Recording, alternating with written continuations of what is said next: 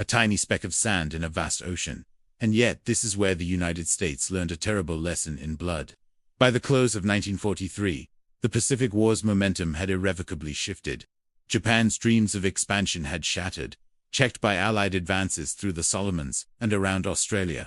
The once feared Imperial Navy was now on the back foot, while American forces swelled into a tidal wave of men and steel. But that wave now faced a new and brutal problem, a formidable island barrier. Japan had dubbed its national defense zone.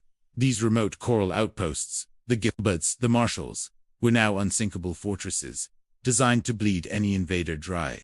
American commanders, like Admirals Nimitz and Spruance, saw them differently, as stepping stones straight to Tokyo's doorstep. The strategy of island hopping was born, a gambit that would demand a new kind of warfare.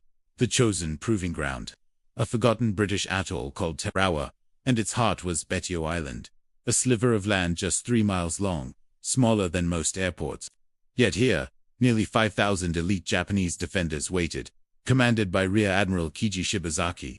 They had spent a year transforming it into a nightmarish labyrinth, 500 reinforced bunkers, coconut log seawalls, and a forest of hidden gun positions.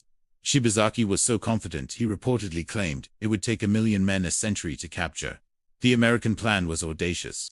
Instead of landing on the open ocean side, they would sweep into Betio's lagoon and storm the northern beaches. Their secret weapon, the LVT, the Amphibious Amtrak, a tracked vehicle that could crawl over the coral reef.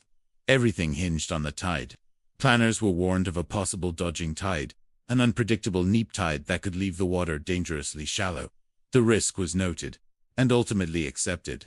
Dawn on November 20, 1943, arrived with a thunderous roar. American battleships unleashed a 3-hour storm of fire onto Betio. To the Marines waiting offshore, it looked like the island was being torn apart. One observer recalled, the whole place seemed to be erupting in flame and smoke. It was impossible to believe anyone could survive. But could they? Japanese warrant officer Kiyoshi Ota, huddled in his bunker, lived through the storm. It was a violence beyond words. He would later write, "Shells fell like endless rain. A direct hit buried us, yet we dug out, unharmed. So many of us lived. The bombardment was terrifying, but it was also flawed. The shells were often too heavy, skipping off the sand or missing the island entirely. Crucially, they stopped too soon. Now, the Amtraks began their slow, churning approach across the lagoon. They looked, to one Japanese soldier, like a swarm of giant insects crawling across the sea.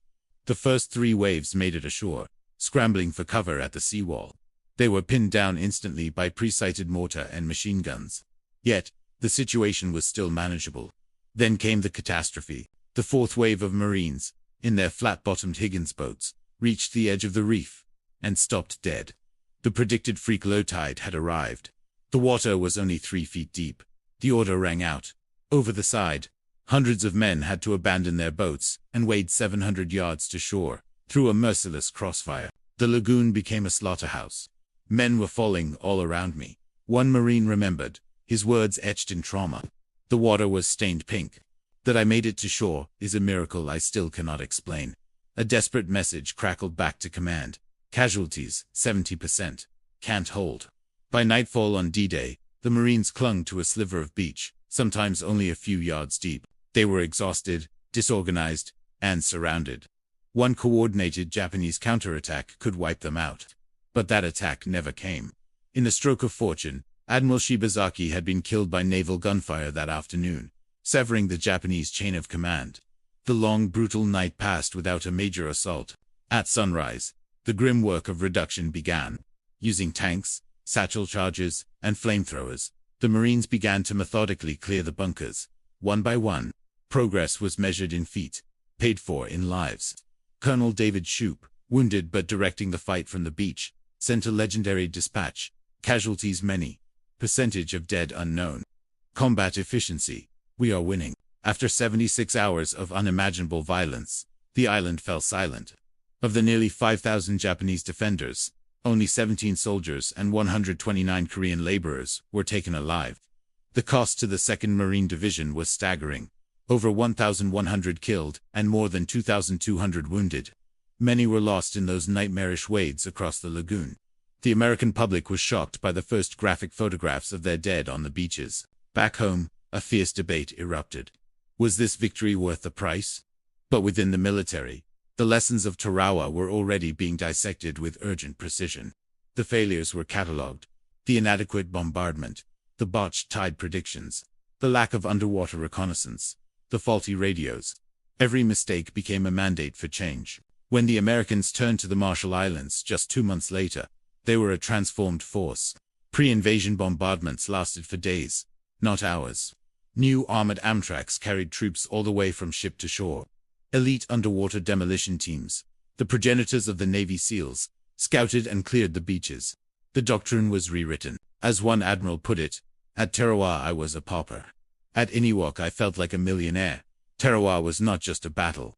It was a brutal, necessary education. It ripped away any illusion that the road to Japan would be easy. It proved that even the mightiest industrial power could be humbled by a determined enemy in a fortified position, and it forced the United States to master the art of amphibious assault, a skill that would carry them across the Pacific and onto the very shores of Japan itself.